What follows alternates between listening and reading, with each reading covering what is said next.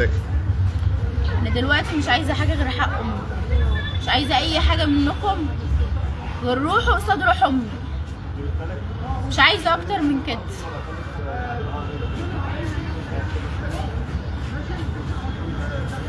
مشاهدي ومتابعي كايرو لايف قناه القاهره 24 بنتابع معكم من داخل مدينه المحله الكبرى ومحافظه الغربيه، حيث شهدت مدينه المحله الكبرى صباح اليوم انهاء حياه سيده على يد شقاء بسبب قلب السجاير. طبعا احنا معاكم انا ابراهيم عبد العظيم من داخل مدينه المحله. معانا النهارده ابنتها هتحكي لنا بقى على التفاصيل كامله. بنرحب بيك على القاهره 24 وعايز نعرف منك التفاصيل كامله. اللي حصل ان ده واحد عايش عوالة على امه، وكان وكان مبهدل اخواته، وعنده 3 بنات مبهدلهم واحده واحده، مفيش واحده منهم الا لما اتاذى منها، بس جه لحد امي، وامي اللي كانت فاتحه له بابها، رغم ان هو كان ربنا ينتقم منه وحسبنا الله ونعم الوكيل فيه. كان بيضربها وكان بيهينها، وتقول لك عشان خاطر عجل التربه، عشان خاطر امي، عشان خاطر امي هي الوحيده اللي فاتحه له بابها، ويضربها عشان يموتها عشان خاطر علبه سجاير. علبه سجاير ب 23 جنيه تموت روح مسؤول عن روحين، وهما الروحين دول مسؤولين عن ارواح تانية، والروحين دول مش هيعرفوا اصلا يعيشوا من غيرها عشان خاطر 23 جنيه. ليه؟ عملت فيه ايه؟ بيضربها، بيشتمها، كانت تغسل له هدومه وتاكله. نيابه لما راحت لقت هدومه في الغساله هتغسلها له.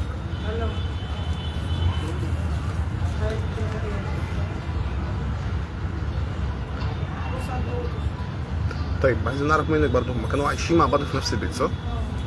هي الوحيده اللي كانت فاتحه له بابها، كان عايش معاها وكانت معيشاه، بياكل وبيشرب ولا بيديها جنيه، بالعكس ده كان بياخد منها عشان يجيب مخدرات ويجيب قرف اسود من اللي كان بيشربه، وتديله حق سجايره، مع ان امي ما كانش معاها. امي كانت بتتصرف في القرش عشان خاطر ما يضربهاش، عشان خاطر، وما كانتش تقول، ما كانتش بتقول لا ليا، بتقول لو قلت لاخوك هيمسك فيه وخايفه على اخوك، ما كانتش تقول لا ليا. لحد ما انا كنت عندها قبلها بيوم وكنت هناك، وكان بيضربها عشان خاطر علبة سجاير، ويقول لها هاتي يا بنت ويا بنت ويا بنت، واوسخ الشتايم، وهي تحلف له 100 يمين ان بكها ما كانش فيها الا جنيه. معاشها اتقطع، معاش امي مقطوع اصلا بقاله 2 شهر، وكنا بندبر لها الايجار، بندبر لها العيشه. كانت امي هتجيب له منين؟ عشان خاطر ايه؟ عشان خاطر علبة سجاير. وفي الاخر بعد ما موتها وضربها نزل يشرب تحت كوباية شاي ويقعد اكتر من ساعة، وتأكد لما ان هي ماتت، تأكد ان هي ماتت، وطلع بقى يطلع كوباية الشاي فاضية، وبعدين نزل يقول للناس تعالوا الحقوها عشان مغمى عليها. لا ثواني، ده كلام خطير انت بتفكريه دلوقتي معانا. يعني هو بعد ما انهى حياتها نزل شرب شاي، عمل كوبايه شاي وقعد على عتبه كبيره قدام البيت اكتر من ساعه.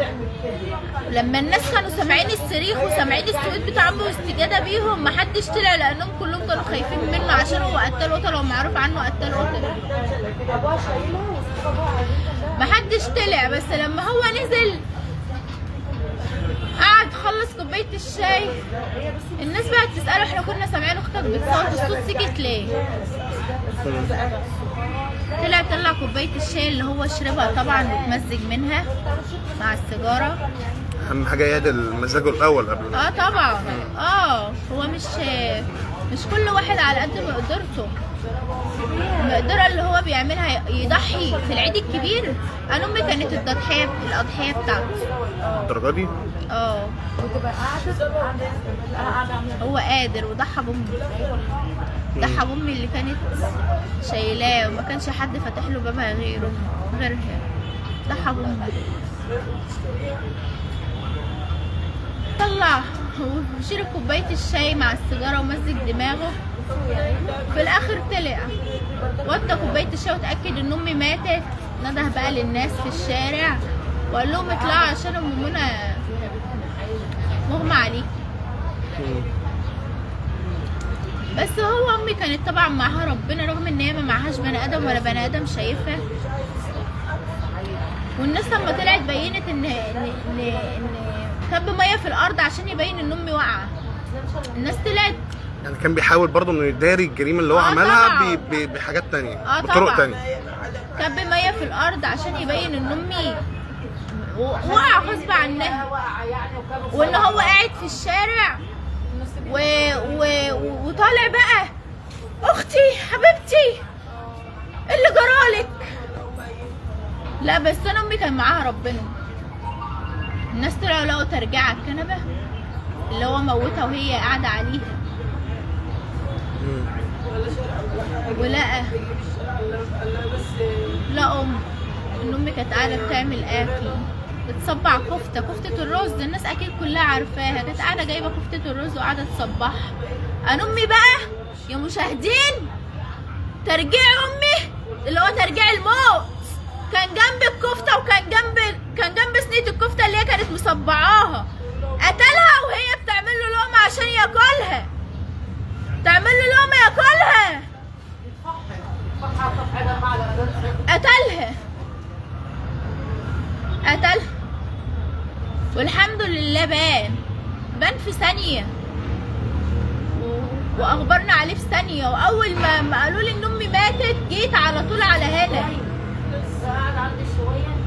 وقبلها بيوم ده في نفس اليوم الصبح الساعه 11 الصبح رن عليا وقال لي انا هموت لك امك يا بنت ويا بنت ويا بنت. رن عليا وقفل التليفون بعدها عشان انا معايا عيلين صغيرين ما كنتش عارفه انزل. ده كان بسبب ايه ان هو يقول لك حاجه زي كده؟ بسبب ان هو ما كانش لاقي حد يديله غيرها وهي ما كانش معاها، ومفكر ان انا اللي قلت لها ما تدلوش. وهي الحقيقه ان امي ما كانش معاها تديله. بس هو حتى لو فعلا معاها هي مش مجبره ان هي تديله فلوس. بس كانت بتديله عشان تخلص من اذاه. هو ضحى بامي تضحيه العيد الكبير. ضحى بامي. طيب احكي لنا برضو، انت كنت عايشه معاهم في نفس البيت ولا انت كنت اصلا مستقله في بيت تاني؟ انا متجوزه وعايشه في بيت تاني. طيب انت كنت بتشوفي كل الحاجات اللي بتتم دي قدام عينك ولا كانت بتتحكى لك؟ النيابه هي اللي بينت كل حاجه لما راحوا شافوا الشقه. وهو قال ضربها بالقلم، وراحوا لقوا مله سرير ولقوا الدولاب واقع ولقوا الآلة الحادة اللي ضربها بقى على دماغها. عارف كان مخبي الآلة الحادة فين؟ كان مخبي الآلة الحادة في الدولاب في وسط الهدوم. يعني هو كان عنده النية من البداية ان هو يعمل وجهاته دي. خليني معاك، هو لو مش عنده النية كان نزل وسابها لو هو اخته وقع ويا سيدي ضربها بالقلم ووقعت منه غصب عنه. يسيبها تطلع في الروح فوق وينزل يشرب كوباية الشاي ويقعد أكتر من ساعة لحد ما يتأكد ان هي طلعت في الروح ويطلع ينده للناس. ما دي قضية ايه؟ ما دي قضية قتل. امال دي قضية ايه؟ السؤال هنا بقى، عملت فيها كده ليه؟ هي عملت لك ايه؟ ده طول عمرها شايلاك. اللي ما كانش حد بيطيقك ولا حد بيطيقك وما زلت ما حدش بيطيقك يا قتال القتلة. يا اللي قتلت امك ومختبر في الموتة دي. امي كانت تالت حد يموته بنفس الموتة. اول واحدة امه، تاني واحدة راجل في سندساس وهرب، تالت موتة كانت موتة امي. انت واحد عارف بتموت ازاي. بس الحمد لله ربنا موجود وربنا كشف على طول. ربنا موجود. الناس عموما لما جت هنا النيابة من كلامه طبعا في التحقيقات والكلام اللي اتحكى لنا منه ان احنا صدقناه. وامي كانت هنا في الغيبوبه بقالها يومين ان احنا صدقناه وقلنا فعلا يمكن هو ضربها بالقلم ووقعت اتخبطت على دماغها واتخبطت في الارض. كان نفسي اطلعك بريء عشان ما اقولش ان خالي هو اللي قتل امي، لكن ربنا كان معاها يا قتال يا قتله، ربنا كان معاها. ولما النيابه جت هنا ملقوش في دماغ امي خبطه اصل خبطه، وسالوا الدكاتره اللي كانوا بيتابعوا حالتها تقرير جاي ان امي كانت مشروخه شرخ عميق والنزيف تحت المخ في اعماق المخ، مش في المخ، النزيف تحت اعماق المخ. ومحدش يموت الموتة دي اللي هي بطريقه واحده اللي انا عرفتها، اللي هو يحط مخده على دماغها ويقعد يخبط فيها بقى لحد ما تفقد الوعي. طيب انا كنت لسه هرجع لك برضه للنقطه دي واعرف منك، هو لما جه اعتدى عليها على الدماغ من ورا ولا يعني طريقه الاعتداء كانت ازاي؟ عموما وده واحد عارف بيموت ازاي، ما كانش فيه حاجه تبين ان امي مخبوطه اصلا في دماغها. واحد عارف هو كان بيموت ازاي، واحد عارف وكب ميه في الارض عشان يقولوا ان امي واقعه، بس انت ربنا كشفك. خرب على التكوين يا ولاد. انت ربنا قتل قتله، واحد قتل قتله وقاتل كذا مره وعارف هو بيموت ازاي. واحد خبره اهو. بالظبط كده، واحد خبره. ده خبره، ربنا خبره. واحد خبره اللي عملها مره واثنين يعملها مليون مره. وانت عايزه حاجه؟ انا مش بعمل الكلام ده ايوه احنا عايزين علشان اتشهر ولا علشان حاجه. انا مش طالبه غير روح امي قصاد روحه قصاد روح امي ماشي. مش هتكفيكي كمان. هو ما يعيش. اكيد طبعا مفيش حاجه هتبرد نار قلبك انا روحي غير حاسب ويتقتل. انا روحي راحت، انا امي ما راحتش لوحدها، انا كمان روحت واخويا كله راح. واخوك يقين شر ده اهو وهيترمى وهيتبدل. فالحق العيل الصغير ده وفالحق امي. انا اخويا ما كانش حد بيشرب غيرها. كانت دايما تقول نفسي افتح له الورشه، ولما جينا نفتحها له موتها، ما فرحهاش، ما سابهاش تفرح. طيب انت قلت لنا برضو ان والدتك الله يرحمها ما كانتش بتحب تبلغكم ان هو بيأذيها او بيعذبها عشان خاطر ما يحصلش مشاكل. انا بتقول لي القعده دي اختها، بتقول لاختها كانتش تقدر تقول قدام اخويا عشان اخويا ما يمسكش فيه، خايفه لحسن يضرب اخويا سكين. وفعلا لما اخويا جه هنا النقطه يوم ما ولما اتاكد بقى نسيت اقول لك، ولما اتاكد ان امي لسه ما طلعتش في الروح وان امي لسه فيها روح وعماله ترجع فوق، بس امي كانت راحت في الغيبوبه، كان رافض ان الناس ينزلوها يركبوها الاسعاف ويقول لهم لا سيبوها ما هيش نازله من هنا، كان عايزها تنزل وهي ميته وهي خلصانه خالص عشان ما تقولش ايه اللي جرى لها. وفعلا انت ياما ما قلتيش بس ربنا باين لك كل حاجه، ربنا كان معاكي ياما، ربنا كان مع امي، محدش كان معاه بس ربنا هو اللي كان معاه. ربنا عمل معجزه، ما عملش المعجزه ان هو يقومها لنا من موته، بس عمل المعجزه ان هو حقها يجيب ازاي وان موتها ازاي. ان شاء الله حقها راجع ان شاء الله. احنا حاجه ثانيه حابه تضيفيها ولا؟ احنا عايزين يتشنق. عايزه اروح ماشي معانا برضو احد. احنا عايزين حقها يتشنق، عايزين الشنق له، عايزين يتعدل القصص له القصاص. واحنا برضك عايزينه يتعدم. دوت يا استاذ مش اول مره ان يعمل كده، دوت بني ادم زباله، دوت عايشها بلطجه على الناس، ودوت بني ادم مجرم، دوت مش محترم. ليه اخته كانت تستاهل منه كده ان يعمل فيها كده؟ حرام لما يعمل في اخته كده، كان يتشي ربنا عشان خاطر ابنها وخاطر بنتها. ليه كده؟ هي تستاهل منه كده، واخد من جي فلوس ومتضارب مع ديت ومتضارب مع ديت، وكان بيبهدلهم وكان يقفلهم بالسكين فرد. ليه كده؟ هو ما كانش اخواته تستاهل منه كده، وهو اللي موت هو اللي موت ستي. ليه كده؟ حرام عليه، الهي ربنا ينتقم منه، دوت لازم يتعدم. احنا كلنا طالبين ان هو يتعدم، هو خالنا وابن خالتها واخواتها، بس لازم يتعدم. ده بني ادم زباله مش محترم.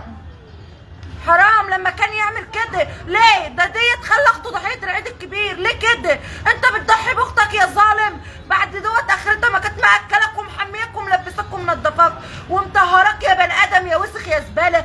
ليه كده؟ حرام عليك، منك لله، لا يتم منك ربنا بعدله. ان شاء الله ان شاء الله.